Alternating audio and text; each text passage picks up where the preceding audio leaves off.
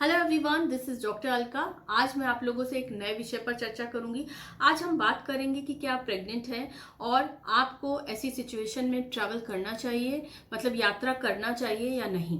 क्योंकि देखा जाए तो प्रेगनेंसी का टाइम काफ़ी लंबा होता है। ये 9 महीने से ज़्यादा का टाइम होता है। इसको हम 40 हफ्ते भी कहते हैं।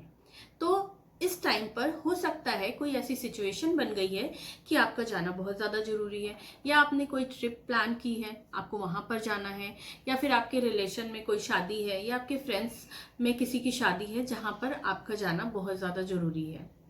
तो ऐसी सिचुएशन में देखा जाता है कई बार आप काफ़ी कंफ्यूज होते हैं, और जो आपके आसपास के लोग होते हैं वो भी आपको अलग अलग एडवाइस करते हैं। कोई आपको बोलता है कि आपको जाना चाहिए, कोई आपको बोलता है नहीं आपको नहीं जाना चाहिए, या आपकी सेहत के लिए अच्छा नहीं है, ये बच्चे की सेहत के लिए अच्छा नहीं है।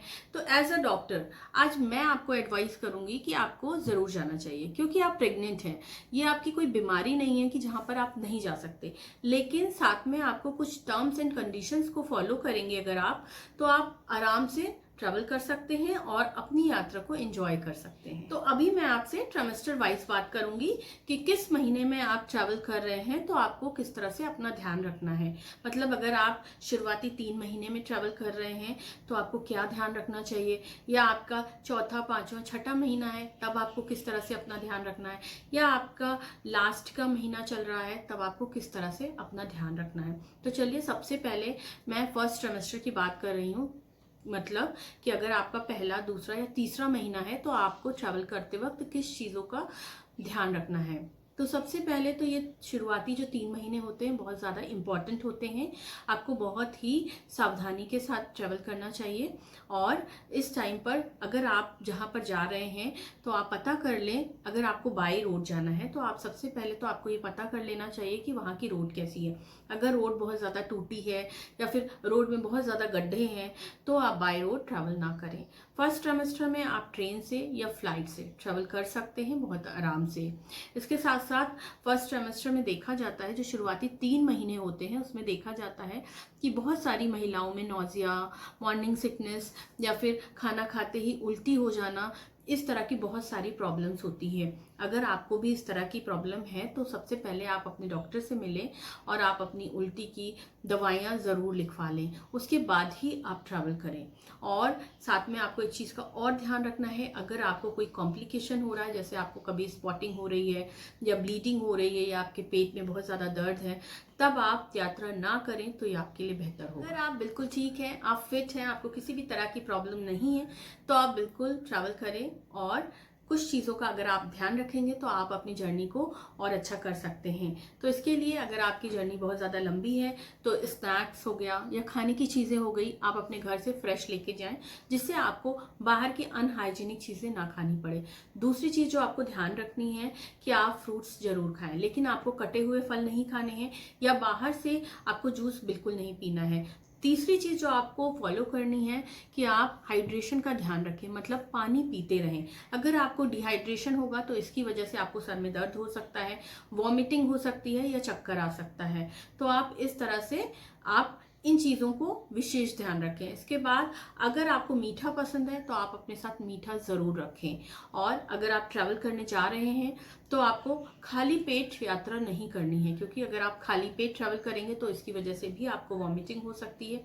और ट्रैवल करते वक्त आपको बहुत ज़्यादा एक साथ नहीं खाना है। कोशिश करें कि आप लिमिट में खाएं, थोड़े थोड़े इंटरवल पे खाते रहें, लेकिन एक साथ बहुत ज़्यादा अगर आप खाएंगे तभी आपको वॉमिटिंग होने के चांसेस होते हैं। इसके साथ एक चीज़ का और ध्यान रखना है, अगर आप बहुत लंबी यात्रा पर जा रहे हैं और आप बाय रोड जा रहे हैं, आप अपनी कार से जा रहे हैं, तो कोशिश करें कि आप थोड़ी थोड़ी देर पर, मतलब 1.5-2 घंटे पर आप ब्रेक लें। आप गाड़ी से उतरें, थोड़ा अपने पैर को सीधा करें, अपनी कमर को सीधा करें, थोड़ा सा आप चलें, और उसके बाद आप अपनी जर्नी को दोबारा से स्टार्ट करें। तो अब हम सेकेंड ट्राइमेस्टर की बात करेंगे, मतलब 4, 5 और 6 मंथ की अगर हम बात करें तो ये प्रेगनेंसी का सबसे अच्छा टाइम होता है, क्योंकि इस टाइम पर अगर देखा जाए तो फीमेल्स में शुरुआती 3 महीने में मॉर्निंग सिकनेस होना या वॉमिटिंग होना या भूख ना लगना, इस तरह की प्रॉब्लम्स बहुत ज़्यादा देखने को मिलती है। लेकिन चौथे महीने में ये सारी जो प्रॉब्लम्स होती हैं वो बहुत हद तक ठीक हो जाती हैं, और इस टाइम पर आपका जो वेट होता है वो बहुत ज़्यादा नहीं होता है, आपके पेट का साइज़ बहुत ज़्यादा नहीं होता है, जिसकी वजह से आपको चलने फिरने में भी प्रॉब्लम नहीं होती है और आपको बैठने में भी किसी तरह की दिक्कत नहीं होती है। तो अगर आप इस टाइम ट्रैवल कर रहे हैं तो आप अपनी जर्नी को एंजॉय कर सकते हैं। पीछे बताई गई चीज़ों को आपको फॉलो करना है। इसके साथ साथ आपको ध्यान रखना है कि जो आपके स्लीपर्स हैं वो बहुत ज़्यादा कंफर्टेबल होनी चाहिए। आपको हील्स बिल्कुल नहीं पहननी है। कोशिश करें कि आप शूज़ पहन सकते हैं, मतलब जूते पहन सकते हैं, या फिर आपको फ्लैट स्लीपर्स पहननी है। इसके साथ साथ जो आपके कपड़े हैं वो बहुत ज़्यादा कंफर्टेबल होने चाहिए। आपके कपड़े बिल्कुल भी टाइट नहीं होने चाहिए।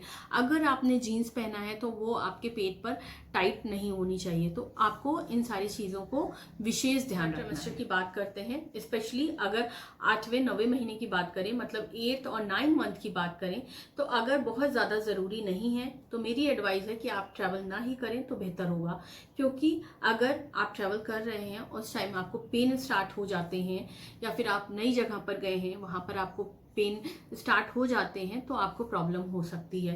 क्योंकि वहाँ पर आपको डॉक्टर भी नहीं पता होंगे और हॉस्पिटल ढूंढने में भी प्रॉब्लम होगी, और जो आपके डॉक्टर हैं जिन्होंने आपको शुरू से देखा है वो भी वहाँ पर अवेलेबल नहीं होंगे। तो अगर बहुत ज़्यादा ज़रूरी नहीं है तो आप ट्रैवल ना करें, और अगर आपका ट्रैवल करना ज़रूरी है तो पीछे बताई गई सारी चीज़ों को आपको फॉलो करना है। साथ में अपने खाने पीने का आप विशेष ध्यान रखें।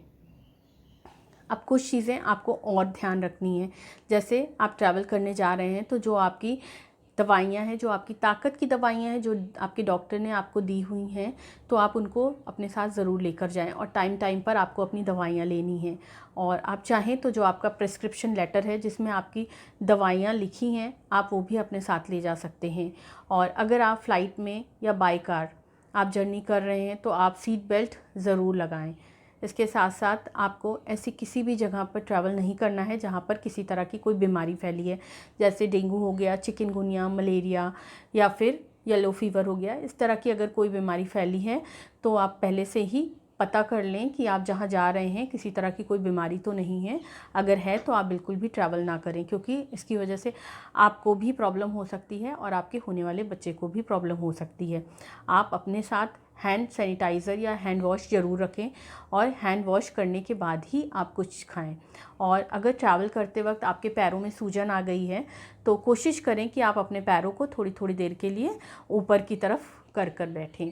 और इसके साथ साथ कुछ कॉम्प्लिकेटेड प्रेगनेंसी होती हैं, जैसे प्लेसेंटा प्रीविया हो गया। इसमें होता यह है कि जो अवल नाल होती है वो नीचे की तरफ होती है, और ऐसे पेशेंट्स को, ऐसी फीमेल्स को हम बेड रेस्ट के लिए बोलते हैं। अगर आपको इस तरह की कोई कॉम्प्लिकेटेड प्रेगनेंसी है तो आप बिल्कुल ट्रैवल ना करें, क्योंकि आपके लिए बेड रेस्ट ज़रूरी होता है। और अगर आप ट्रैवल करेंगे तो इससे खून जाने की प्रॉब्लम हो सकती है, और जिसकी वजह से आपके बच्चे की जान को खतरा हो सकता है। या फिर अगर आपके बच्चे के किनारे पानी कम हो गया है, जिसको हम ओलिगोहाइड्रोमनियोज बोलते हैं, अगर ऐसी कंडीशन है तब भी आप ट्रैवल ना करें तो बेहतर होगा। या फिर आपके अंदर खून की बहुत ज़्यादा कमी हो गई, आपका हीमोग्लोबिन जो है वो 6-7 ग्राम के करीब हो गया है, तो आप ऐसी सिचुएशन में भी ट्रैवल ना करें। इसकी जगह पर आप अपना ट्रीटमेंट कराएं, जिससे आप भी हेल्दी रहें और आपका बच्चा भी हेल्दी रहे। आशा करती हूँ कि ये ट्रैवल की वीडियो आपको समझ में आ गई होगी। अगर वीडियो अच्छी लगी हो तो वीडियो को लाइक ज़रूर करें और चैनल को सब्सक्राइब करें ऐसी ही इन्फॉर्मेटिव वीडियोज़ के लिए। Thank you so much.